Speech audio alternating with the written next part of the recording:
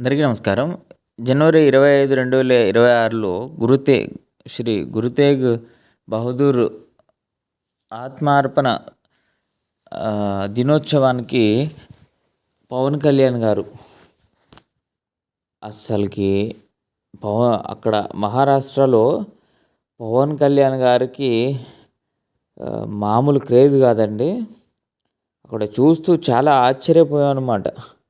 అది ఎవరు ఏ నాయకుడు వచ్చినా కూడా లేని ఆదరణ.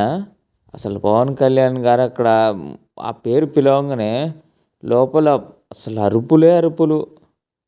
ఆంధ్రప్రదేశ్ డిప్యూటీ సీఎం శ్రీ పవన్ కళ్యాణ్ అనగానే అక్కడున్న స్టాఫ్, పోలీసులు, ఆ మహారాష్ట్ర వాసులు, అక్కడికి వచ్చిన ప్రతి ఒక్కరు కూడా ఆ టీవీ స్క్రీన్ల ముందు ఆశ్చర్యంగా చూస్తున్నారు. అయితే ఇవన్నీ కూడా